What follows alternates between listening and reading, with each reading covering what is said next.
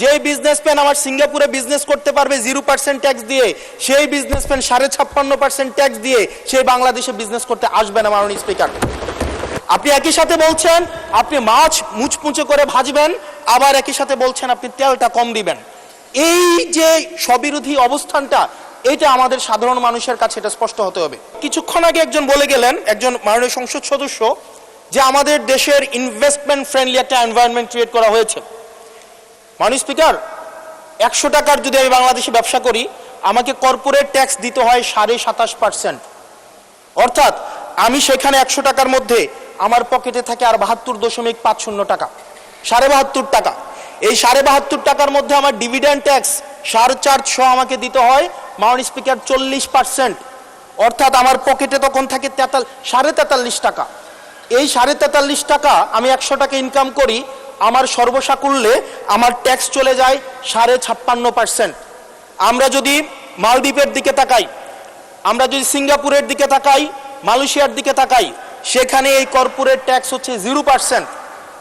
আমরা যদি শ্রীলঙ্কার দিকে তাকাই 15%, নেপালের দিকে যদি তাকাই তাহলে সেটা 5%।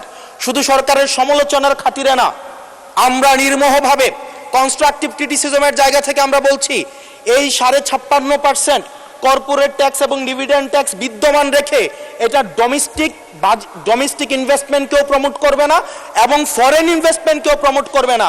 যে বিজনেসম্যান আমার সিঙ্গাপুরে বিজনেস করতে পারবে 0% ট্যাক্স দিয়ে, সেই বিজনেসম্যান 56.5% ট্যাক্স দিয়ে সেই বাংলাদেশে বিজনেস করতে আসবে না। মাননীয় স্পিকার, এক লাইটেই নিশ্চিন্তে চলে দিনের পর দিন। Walton emergency bulb, the best emergency bulb. আমরা সেই জায়গা থেকে প্রত্যাশা করেছিলাম যে এই বাজেট একটা ইনভেস্টমেন্ট ফ্রেন্ডলি একটা বাজেট হবে এবং কর্পোরেট ট্যাক্সের একটা সহনশীল মাত্রায় কর্পোরেট ট্যাক্সকে রিডিউস করা হবে। হতাশ হয়েছে মাননীয় স্পিকার।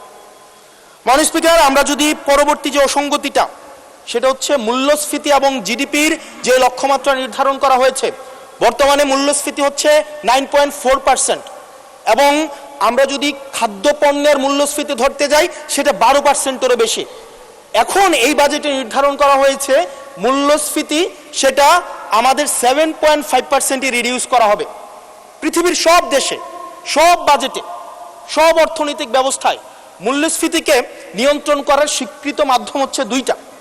একটা হচ্ছে উচ্চ হারে সুদ নির্ধারণ করা অথবা গভর্নমেন্ট এক্সপেন্ডিচার কমিয়ে নিয়ে আসা।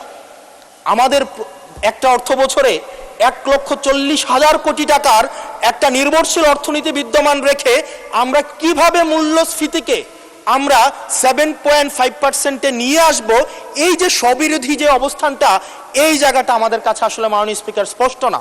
আপনি একই সাথে বলছেন আপনি মাছ মুচমুচে করে ভাজবেন, আবার একই সাথে বলছেন আপনি তেলটা কম দিবেন। এই যে স্ববিরোধী অবস্থানটা, এটা আমাদের সাধারণ মানুষের কাছে এটা স্পষ্ট হতে হবে।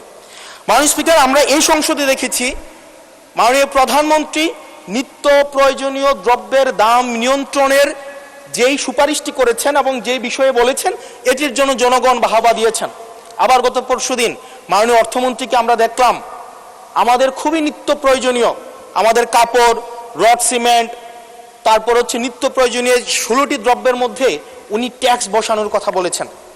এখন মাননীয় স্পিকার, প্রশ্নটি হচ্ছে এই নিত্য প্রয়োজনীয় দ্রব্যটিতে যখন ট্যাক্স বসাবে, দিন শেষে বিক্রেতা কিন্তু এই ট্যাক্সের বোঝাটি আমাদের তৃণমূলের যে ক্রেতারা থাকবেন এই ক্রেতাদের থেকেই কিন্তু এই ট্যাক্সটি মাননীয় স্পিকার যাবে। সুতরাং যখন বলা হয়েছে নিত্য প্রয়োজনীয় দ্রব্যের দাম কমানো হবে, আবার বলা হচ্ছে ট্যাক্স বাড়ানো হবে, এটিও কিন্তু মাননীয় স্পিকার একটি সাংঘর্ষিক অবস্থায় রয়েছে। সুতরাং যদিও বলা হয়েছে নিত্য প্রয়োজনীয় দ্রব্যের দাম কমাবে, সেই জায়গায় নিত্য প্রয়োজনীয় দ্রব্যের দাম দিন শেষে কমবে না, কারণ এই ট্যাক্সের বোঝাটি দিন শেষে আমার আপনার মতো সাধারণ মানুষের উপরে চেপে বসবে। দিন শেষে এই জায়গাটি হচ্ছে মাননীয় স্পিকার প্রশ্নবিদ্ধ।